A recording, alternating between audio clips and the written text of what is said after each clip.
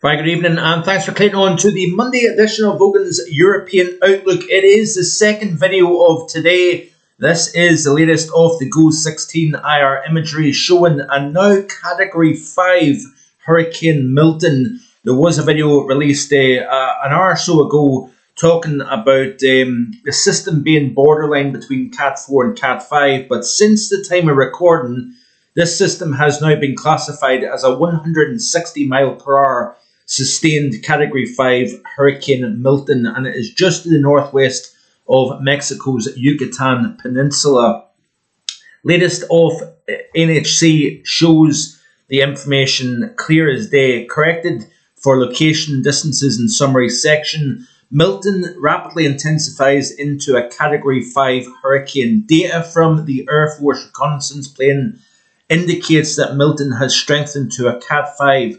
The maximum sustained winds currently estimated at 160 miles per hour with higher gusts probably close to 200 miles per hour. Data from the aircraft also indicates that the minimum pressure has fallen to 925 millibars. So check out the video from earlier because I do discuss a little bit about the future of this system, the threats it may have, and obviously we know that it is going to make a significant influence and landfall on Florida. Exactly whereabouts in Florida it comes ashore remains to be obviously seen.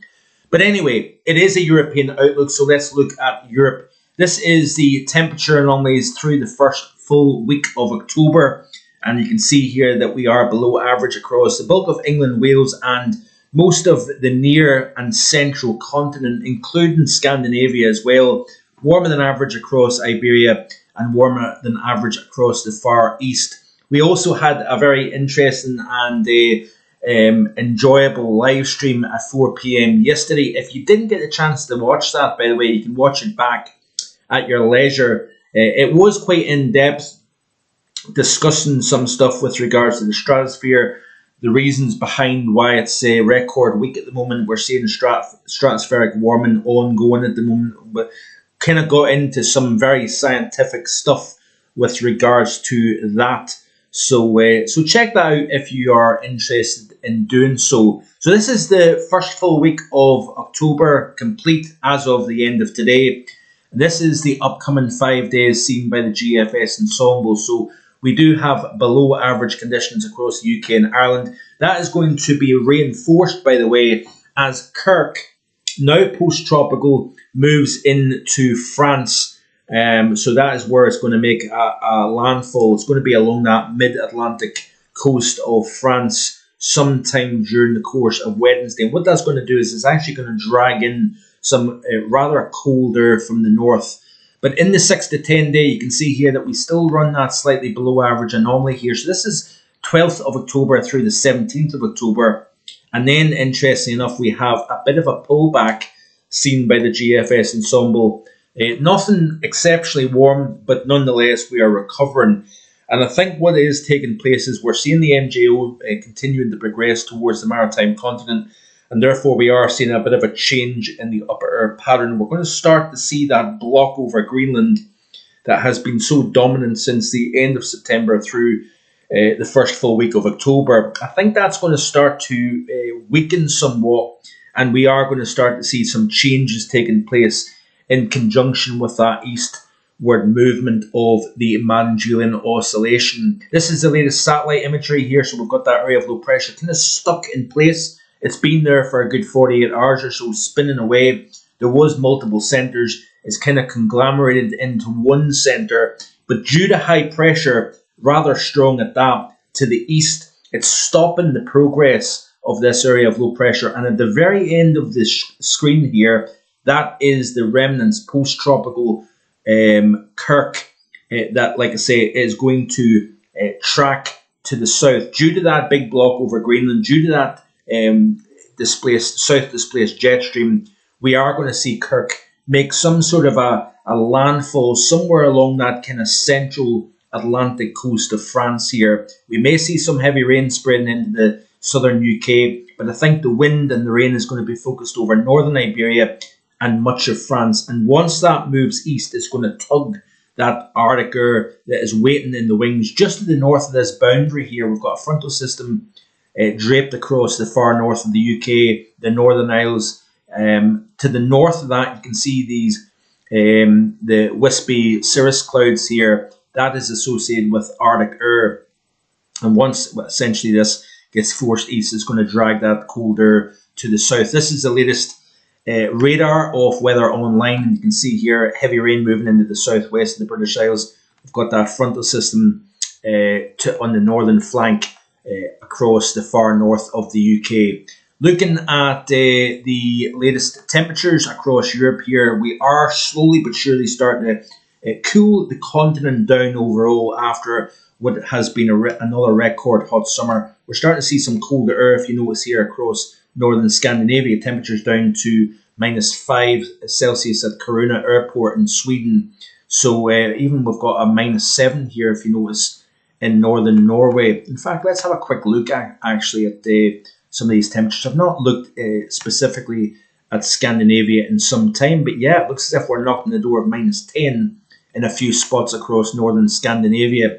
So we are getting there. It's a reminder that we're in October and temperatures are slowly coming down. We are going to see some fairly chilly days and nights leading up to the weekend as that Kirk pulls east and allows that cold air to come in from the north here. Looking specifically at the UK, you can see here generally mid to some high teens across parts of the southeast and East Anglia. We've got something a little bit cooler underneath that thick cloud cover across northern UK, 14s and 15s between the Glasgow and Edinburgh area. So generally quite a uniform temperature profile. Lack of wind really to speak about as well. So the air feels generally like what those temperatures are showing. So looking at the latest of the pressure charts, this is off the Met Office website here. I quite like this because it shows you the frontal systems, but you can see the multiple fronts associated with this reasonably deep area of low pressure at 970, 971 millibars here, centered a couple of hundred miles to the west of Ireland here. There's these frontal systems that are basically seeing the kind of thicker cloud cover and outbreaks of rain here. But I want to show you back here real quick. This is quite interesting. So obviously in the last 6 to 12 hours, we've seen Kirk fully transition away from tropical, so a warm core driven by warmer than average sea surface temperatures in the North Atlantic, holding some of that tropical structure to the system for longer than what you would expect. But nonetheless, it is now engaging with contrast and air masses. We've lost the warm water source, so therefore we're seeing the structure change within Kirk. And if you notice from one frame to the next, Kirk initially looks like a tropical system. There's no frontal systems associated with this system. It's embedded within a relatively warm and humid environment. But then as it starts to transition, you see the first front appearing associated with the transition here. I don't know if it's going to change here. Just a second. But you notice here that it starts to develop a front associated with the change. So you can see here, there's a frontal system now becoming evident on the computer imagery here, this synoptic chart. And then it's as we move over the next few days, the frontal systems start to show their hand. And you can see here that it is expected to move very close, if not scrape the northwest corner of Iberia. And all the while, as this system is moving eastwards, you notice here that we're starting to see that system that's currently stuck to the west of Ireland, that is now making a beeline towards the near continent. And then we've got frontal systems that are going to come south. As an occluded front here, they're kind of stalled out. But essentially, these two frontal systems in the wake of this low here will be what opens the door to Arctic air moving southwards here. So this is 12 UTC on Wednesday. And then by the time we reach later in the day, frontal system moves south, allowing some rather cold air from the north to come south. And then it looks as if we've got the remnants of Kirk that comes into that kind of central to northwestern coast of France here. Looking at the latest of the ECMWF and looking at the wind prospects here of the model, you can see here that we've got some fairly strong winds on the northern flank of this low to the west of the UK and Ireland here. Some windy conditions moving into the northern portions of Portugal and northwestern France, or Spain, should I say. And then as we play through this loop here over the next few days, we've got that area of low pressure eventually starts to get that kick. You can see here Kirk on the edge of your screen. So there's that system that was stuck to the west of the UK and Ireland over the weekend and even through the course of today, starting to move eastwards. And then Kirk is now starting to move east now, 143 kilometers per hour on the south and southwestern flank of the low here. But the centre kind of moves just to the northwest of Iberia. So we've got some fairly strong winds now blowing in off the Atlantic along the upper coast of Portugal, northwest corner of Spain here. And then the system will continue to move in, likely making a landfall somewhere along that central coast here. But some very strong winds here, central and south Atlantic coast of France during the course of Wednesday as that circulation then moves into northern areas of France. Now, all the while, you can see here that we're starting to pull our air in from the north here while the system moves into the heart of Europe. Some gusty winds racing across central and northern areas of France here.